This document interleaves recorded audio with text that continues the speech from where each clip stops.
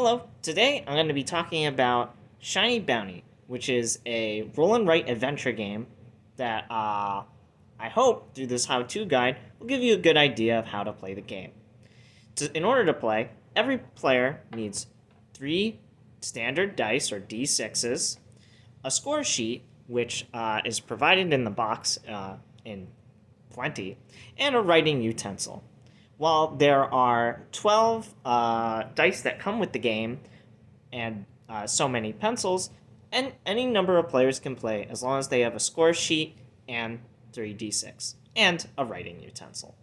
So, in order to start playing the game, there's a deck of cards which you'll need to split out into 4 separate piles, like I've done so above here. There are easy room cards,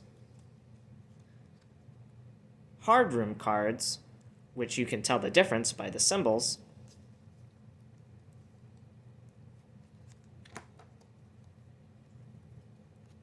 hard missions, and easy missions. You'll want 6 different room cards of each kind, easy and hard, and you'll want 2 missions pulled at random from each of those piles to set aside so all players can see it. The 6 easy room cards and the 6 hard room cards should be placed together, or easy room on top. Once all the easy rooms and all the hard rooms have been played, the game is over. So, as far as playing the game, you'll want to put down your name, title, and battle cry. These things are just flavor, but for now I've filled these in as Ethan the Wizard, and my battle cry is Dice Magic. So, yeah. I'll get into the other parts of this score sheet, but the most important one is gold. In order to win the game, you have to have the most gold. So, in order to start playing, once all players have everything they need and they've filled out their name, they can, one player picks an easy room card off the top. So, I played a giant bat. It has a weakness of 1 or 4. So as long as I get one of those dice values, I'll get 1 gold. So, not only did I get a 1, but I also got a 4. Neat.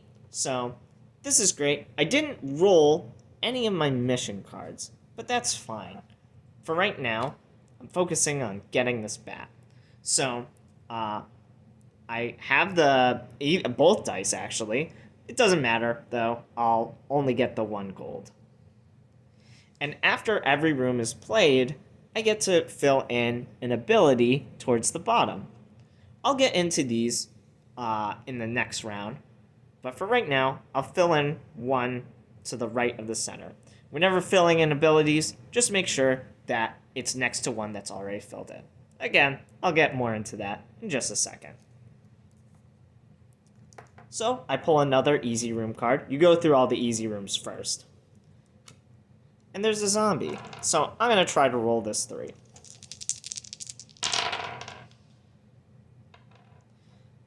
For demonstration purposes, let's say this wasn't a 3. Maybe it was just a 2. So, now, I'll have to make a choice about how badly do I want to beat this room. I don't have a 3 right now, but I do have some abilities. So I have 1 reroll dice ability, and I have an ability over to the right here that lets me flip over a dice to its opposite side, noting that opposite sides of a dice add up to 7. So 2 to 5, 3 to 4, and 1 to 6. So, I don't have any dice that I could flip over to get a 3. I would have to have a 4 out. So I'll just use this middle ability right here that lets me re-roll a dice as long as I spend 1 energy. Each player has 4 energy at the beginning of the game. So I'm fairly confident that I won't need too much energy to get, what did I say? This was a 2?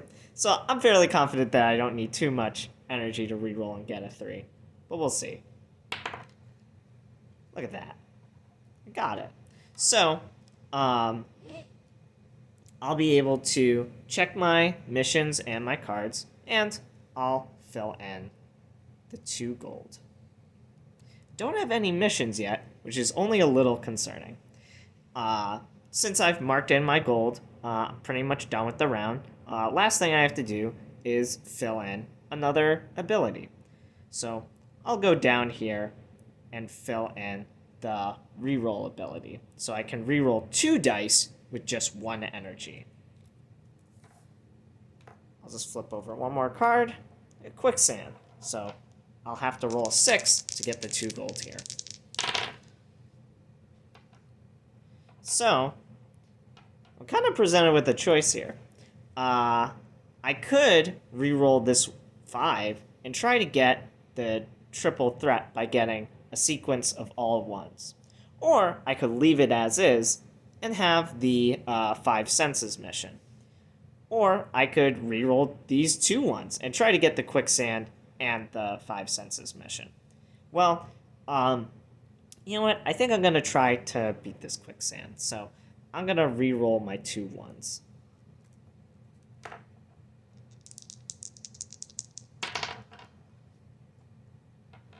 Well, I didn't get it, but I did get 2 5s, which doesn't mean much, but it's all right. Yeah, so I get to fill in 1 mission because I had at least 1 5. And I don't get any reward for the quicksand, but I still get another ability on my tree. So I'll go up here. Once you've used all 4 energy, you'll need to go to an energy unlock to get 3 more. And then there are other energy unlocks to get even more than that. Once you're done with the 6 easy room cards, there are difficult room cards that you'll need to roll 3 and 5, or 1 and some other value. Just 2 dice to get even more reward. And there are even cards that require you to roll 3 specific dice, but usually they have a pretty high value. So you'll want to save your energy in order to get those high cost values. The last thing, 2 last things, is there are some nodes on the tree that let you get gold for free. So actually there's one right here. If I filled that one in at the end of a round, I'd be able to fill in gold for free. Of course, it's not you can't spend energy or do it once per room. It's just a one-time thing. There's also abilities that let you do certain dice modifications or rerolls per room, which means every time a new room card is showed, you get to do that thing for free without spending any energy. It's pretty valuable if you're starting to run out of energy, or if you're finding yourself constantly wanting to do that task. Just note that you only get to do it once per room. Once you're done with the game, you'll add up all your gold from your missions and anything that you've beaten from the rooms or put on your tree. If you do get all the missions, or a good at least 4, you'll start adding up gold for each section of 4 you have. You get 1 gold for filling out the first 4, then 2 for the next section, 3 for the next, and then 5 for filling out the last section. Which means if you filled out all of your missions, you'll get 11 gold total, which is a hefty bonus for making sure that you pay attention to your missions. Once all the gold tallies have been tallied up, you'll be able to declare the winner to the person who has the most gold. Hope you all enjoy Shiny Bounty, and if this guide doesn't help, hopefully there's some FAQ portions in the document to help you play the game. Good luck, and hope you all get the most gold. Thanks.